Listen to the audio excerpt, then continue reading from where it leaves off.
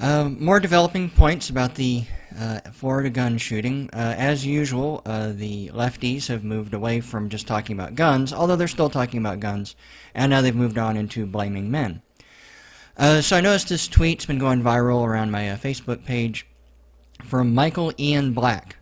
He is a comedian that no one remembers because he never really was funny. But way back in the day when VH1 existed, there was a show on I love the ... I love the 80s, I love the 90s, whatever. He was a regular feature there. He'd make funny little witticisms about Pop Rocks or Pac-Man or whatever. So, but now he has evolved into just your typical soy boy, man-hating male feminist. And he's posted this little Twitter page, Twitter rant, and so I'm going to kind of talk about that. So he says, first of all, deeper even than the gun problem is this: boys are broken. All boys are broken? That sounds a bit blanket, but okay, fine.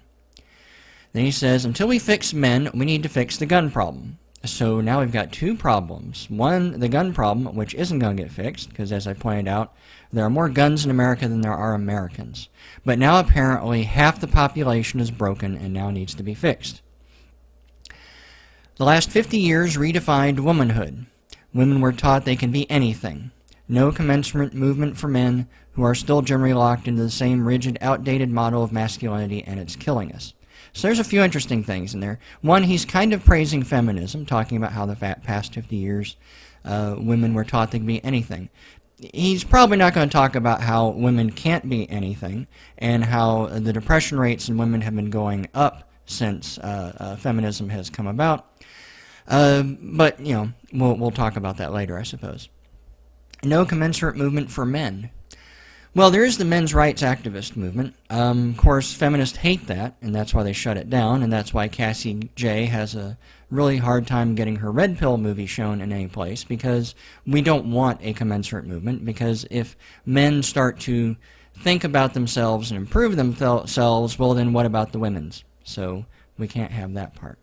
So then we continue on. If you want to hurt a man, the first thing you do is attack his masculinity. Men don't have the language to understand masculinity as anything other than some version of a caveman because no language exists. Well, as I pointed out in my evolutionary psychology video, we're all basically cavemen and cavewomen. The human brain has not changed much in the past 100,000 years.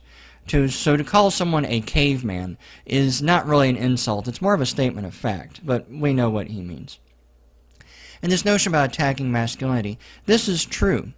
If a man does not behave in a certain way, his very identity is shut down. If a man doesn't get laid 3 times every week by different women, then he's not a real man. If a man can't, like, bench press 400 pounds, then he's not a real man. If a man doesn't take a bullet for a woman that he barely knows, then he's not a real man. We attack male identity in a way we do not attack women. Really, the only way that I can think of that women get attacked, have their very sort of like womanhood stripped away from them, is if they can't have kids, and that's about it. And in today's society, a lot of women are encouraged not to have kids, so I'm not even sure if that's really a dig. But I do know that there are some women who feel less than as far as womanhood because they cannot have children. Then he goes on to, the language of masculinity is hopelessly entwined with sexuality, yes, and the language of sexuality is hopelessly entwined with power, agency, and self-worth. That I would actually probably agree with those things. And that's the reason why we strip men of their identity by attacking their sexuality. You have a small dick, you don't get laid enough, you can't please a woman, you can't keep your woman, you're a cuck. These are ways to attack a man's sexuality in a way we can't really attack a woman's sexuality. But then he gets kind of off the rails here. So men, and boys before that, don't have a language for modes of expression that don't readily conform to traditional standards. To step outside those norms is to take a risk most of us are afraid to take. As a result, a lot of guys spend their lives terrified. Let's go on. We're terrified of being viewed as something other than men. We know ourselves to be men, but we don't know how to be our whole selves. A lot of us, me included, either shut off or experience deep shame or rage. All three, again, men are terrified. I have issues with this because I don't think most men even know how to be men. I think most men have never really learned anything about masculinity from a positive sense. Let's not forget, something like 70% of all divorces are initiated by the wife. And about 80% of the time, the kids go with the mother. A huge chunk of children in the United States, maybe even most children, I don't remember the stats off the top of my head, but a big chunk of children growing up in the United States are growing up in single-parent households, and the vast majority of those times, that single parent is a mother. So what we have is a generation, a couple of generations really, of boys being raised by mothers who then grow up to be something that apparently women don't like. And yet the problem is masculinity. Mothers do not know how to raise boys into men. Period. There's no other way to talk about it. Women do not know how to raise boys into being men. You will either undercompensate and basically make them into girls, and then we get soy boys like Michael Ian Black and some others who are so effeminized that they can't even think about what it means to be a man. They don't really have a concept of that because they've probably never had a powerful male figure, a positive, powerful male figure in their lives.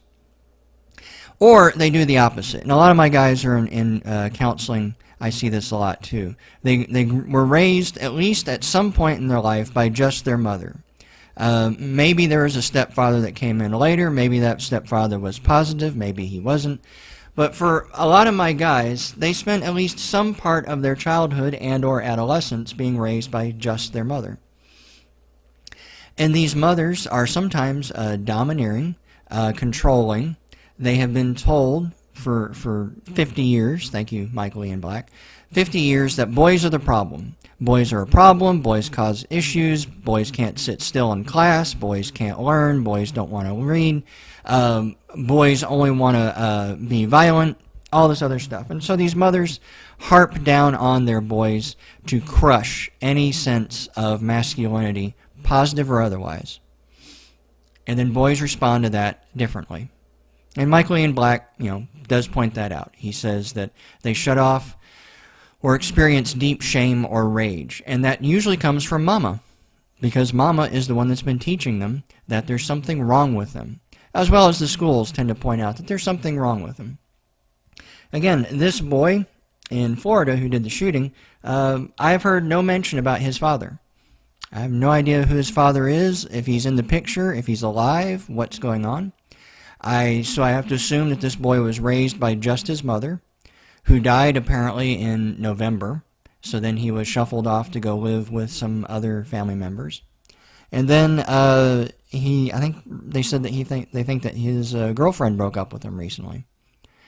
So his mother raised him by herself. Then she died. Then a girlfriend broke up with him.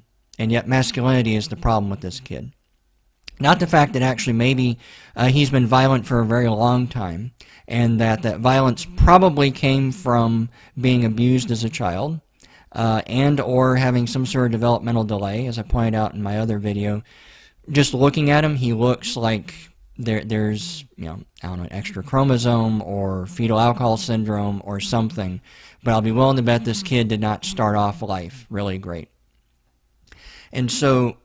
And then there's been no mention of any kind of mental health treatment for this kid. Haven't heard about a psychiatrist or a psychologist. And then, of course, the FBI has just recently announced that they actually did drop the ball. Someone did report this kid as being violent and wanting to shoot up schools, and they were supposed to pass along that information to the Miami field office, and they didn't. And this was in January. This wasn't like 18 months ago. This wasn't like years ago. This was a month ago. Someone was warning them this was going to happen. But the FBI is too busy trying to prove, Trump had some sort of collusion with Russia and making sure that Hillary Clinton spends no time in jail. But that's another rant for another time. He does follow up. I'm going to give him credit to Michael Ian Black about his last comment on this. Even talking about this topic invites ridicule because it's so scary for most men and women. Men are adrift and nobody's talking about it and nobody's doing anything about it, and it's killing us. I like that. That is actually a good point. I think the problem is, as I pointed out a moment ago, that most feminists don't really want to have a serious discussion about men, because if we do, then we have to point out that men are also victims, men need help, and men are suffering. And that to do that, we might have to take something from women. God help us, you know. Like I like to point out to a lot of feminists, if feminism is about equality, then what is feminism going to do about the problem with college kids not, college-age men not going off to college? With so many girls going off to college and so many men staying at home and failing in school, really by any measures.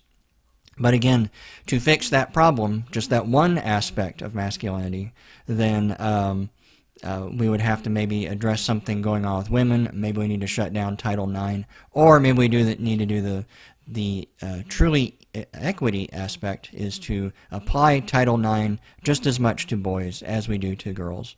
But that would again imply that the patriarchy is not really real. Anyway, I just saw this series of tweets, and it kind of got me all riled up, and I decided I'd post something about it. I'm going to talk more about masculinity and feminism and working with male clients and some of the issues that I see my men facing. But today it's Saturday, and I will see y'all later. Bye.